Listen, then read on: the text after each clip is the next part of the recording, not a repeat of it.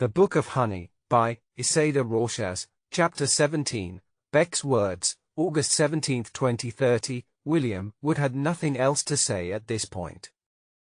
Beck asks the commander. Commander Bob. Yes, Agent Beck. There is a satisfactory smile on his face. Seeing someone scare the shit out of Wood was almost pleasant. Beck asks him. Would you kindly open the envelope that Agent Mary Ann handed you earlier? Read through it and tell me if there is anything unagreeable to you. Commander Robert took his time going over the documents, dragging out the suspense of making Beck wait for him.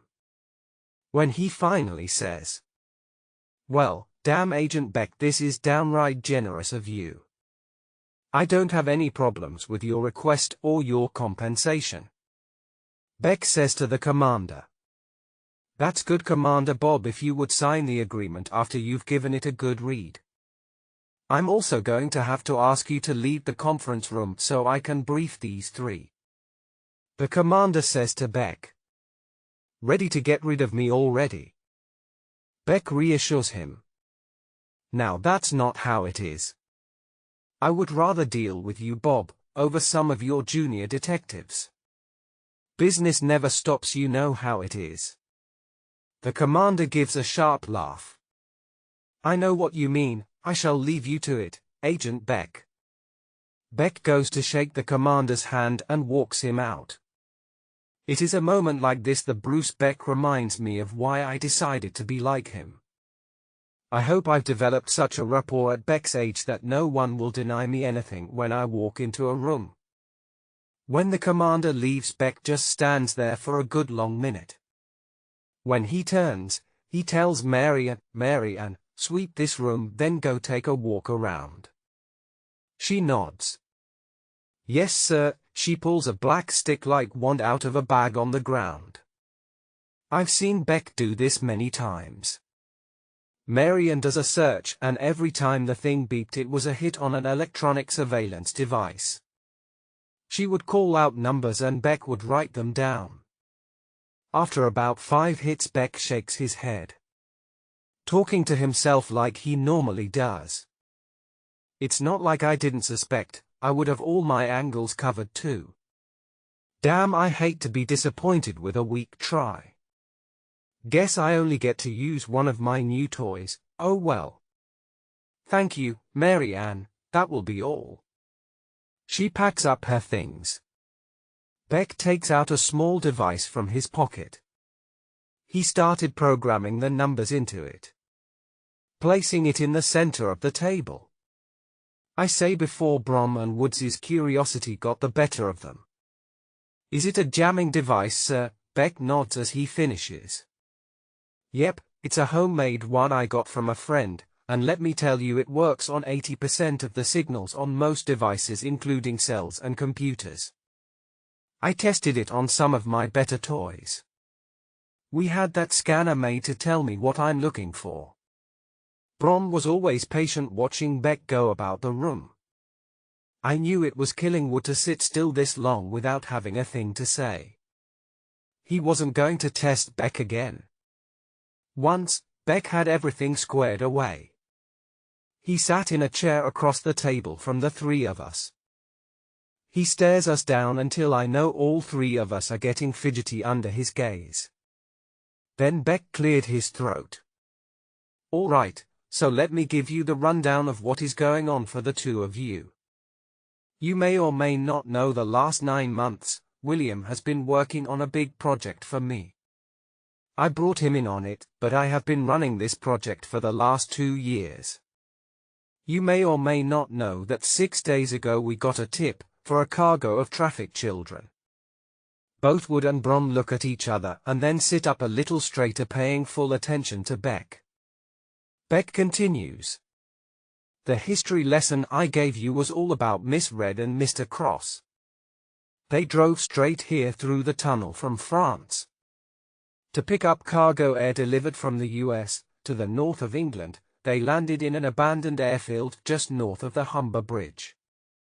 A tank-like car with Miss Red and Mr. Cross, 2 trucks, and a van full of 24 teens and kids were being driven out on their way back to France. Wood and Brom had their business faces on. Wood asked Beck the first competent question of the day. How many in their crew? Beck answered. Over 30. A fight broke out on the bridge. We closed the bridge 2 days before. No civilians got caught up, but they were ready for a fight. Out of the 30 people, 24 died on the bridge. The crew members in the van jumped off the bridge and got shot in the back. All the kids were retrieved and are being looked after. The man you two brought in yesterday was a part of the crew that slipped by us. One guy is in the hospital. We are moving him to max security. Mr. Cross was driving the tank and blasted his way through my blockade. They abandoned their car 5 hours after they lost our eyes in the sky. Both Mr. Cross and Miss Red are presumed to be on foot already back in France. Wood asks, how the hell did a helicopter lose a car on this island? Beck shrugged. Mr. Cross is ex-military special forces gone mercenary. If anyone could, it's him. You also heard the part where both of them are natives of this island. They know of ways in and out only a native would know. This back and forth went on for a bit till Beck revealed all the details he was willing to give them. I didn't have anything to say or add. I wanted Wood to get comfortable with Beck so that when he tells him what he's going to be doing for the next foreseeable future, he won't act too badly. Brom finally asked a question that Wood missed. Wood always stops to listen when Brom has something to say. Agent Beck, you've had great success in your endeavors. Tell us where the intel came from that helped you set up for this. You said that you were unable to get agents into their operation. Leave it to Brom to see past all of Beck's bullshit. Straight to the point of what Beck was after. Your name is Brom Nolman. Brom nods and says, yes, sir. He gave a glance and then said what I'd been waiting for all day. 2 years ago, an asset fell into my lap from inside of the CEOs. With them came hard proof of their whereabouts, their dealings, their products, and everything I've been looking for. For 2 years this asset has given me everything that I told you to here today. Brom gets a smile on his face as he says to Beck. When Brom had a scent for something, Brom never failed to uncover what he was seeking once he got started. Brom says to Beck, that would make your asset very valuable indeed. All Beck says is, yes, it does, so, Nolman. Woodley Robertson. Wood gave Beck his attention being asked directly. Both Brom and Wood answer at the same time. Yes, sir, Beck tells them. Open the envelopes that you were given and read what it says. If you agree to my terms, sign the back of the agreement and I will give you your assignments. Wood opens the envelope and reads it, but I can tell he is skimming through it. I know with parts he was going to stop at the assignment details and the pay. I was right on cue when Wood says, you're turning us into a glorified babysitters club. What is this bollocks about being under your command? Beck tells Wood. Read the rest of it, Sheriff, before you get your britches in a mess. Wood reads the rest when he says, Agent Beck, you crazy? Beck tells him. Depends on which day of the week you catch me on. What do you say, Sheriff? Are you coming to be my deputy in my rodeo? Wood looked up and a cold sweat broke out on his face. He resists Beck just because he could, and it would be against his nature to just give in easily. You twisted this to where we didn't have much to complain about. Beck says simply. That's pretty much the point. So, what do you say? Wood reaches for the pen in his pocket. You're keeping us like fattened hogs. Beck tells us. That's not it, I just like to take good care of the things I borrow from others. If I bring them back in better condition than when they left, I get fewer complaints and less paperwork. You are full of so much shit, sir. Beck agrees. Every day, constantly. Wood laughed at that when Beck reaches into his case and handed Wood, Brom, and me another envelope. Then he looked at me and speaks. William, take the goddamn agreement paper out and sign it already. You know what the hell you're getting into. I laugh. What, you're not going to woo me with drama and fancy words like you did Wood and the commander? I feel downright jilted out of a 5-star treatment. This time both Brom and Wood looked at me. I'm never usually so casual about dealing with someone of authority. I know with Beck I'm allowed a bit of leeway. So, I pull out the paper in the envelope. I start reading as Beck says. Why waste words on someone I've sold to before? I already know you are willing to buy, William. Just get down to business so I can explain the rest of this and go pack. While I was reading and signing, I asked Beck. Where the hell are you going? I thought you were going to be here for some of the negotiations. I have already secured my side of things, William. All I'm waiting for is your side to come through. All I could say was, oh well, I do have plans. I guess I'm going to have to change things. Beck tells me, no, don't change anything and don't let him know I'm not coming, because having an element of surprise on that man is always something in your favor. Brom and Wood watched this exchange when Wood leans into Brom and speaks.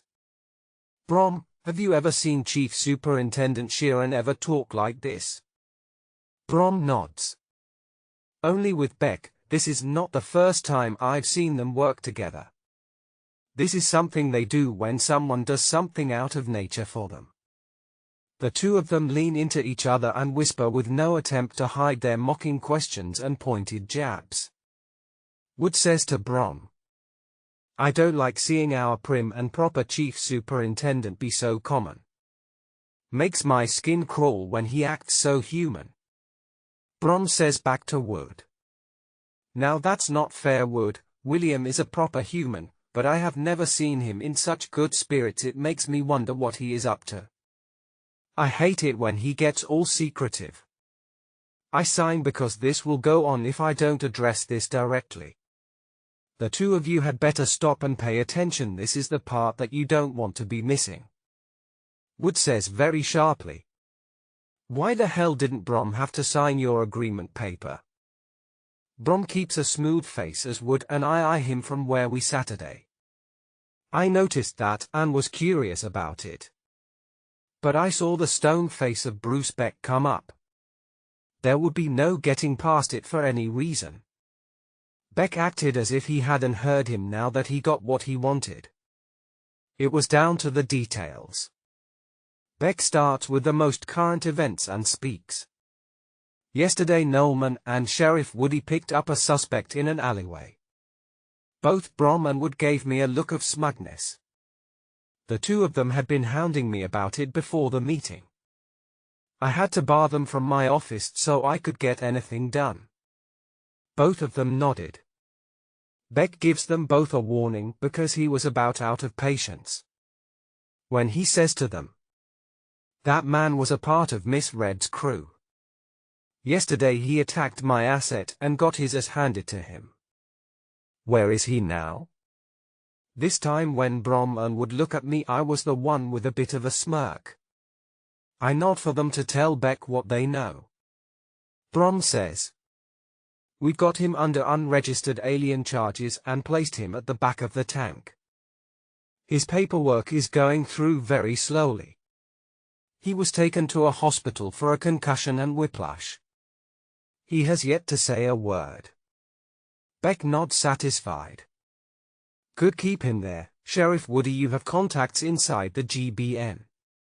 Wood admitted to Beck, surprised. I do. Beck opened a file and laid two pictures on the table. One was of the man that was driving the van on the bridge. The other was a very elaborate fabricated headshot of Honey, mocked up to make her look waterlogged, and a gunshot to the throat. It was so good I found I couldn't look at it for too long. I didn't want to have that image in my head.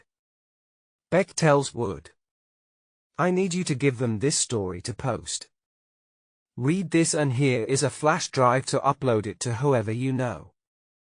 Wood asks, when would you like this up by? Beck says, now would be good. Wood gets up and leaves with the file and flash drive. When he was well away, Beck starts picking up his stuff and says to Brom, all right, I need the two of you to walk me through the plan that you've made for tomorrow. Brom and I pick up the rest of our paperwork and assignments. Then we started taking Beck around to inspect our progress. He mostly stayed silent and only says something when he had something to improve upon. But overall, he didn't have much to say. Once we were done going over the plan and all the details, giving Brom my car to park before he leaves. After that, I send Brom off to go check on Wood. Beck and I left in his car to go back to the clinic, surveying the tunnels to make sure they were all clear. Beck begins driving back, and I had been wondering something. Beck, when did you decide to go off on a manhunt? Beck let out a sigh like he had been expecting me to ask, but didn't want to answer me. What, William, you afraid to tackle Noah without me? I say truthfully. Yes. Beck gives me a look for a sec, then says, at least you're an honest shit, even if you're a scared one, William. I chose to go because of the nutless man showing up and what it might mean.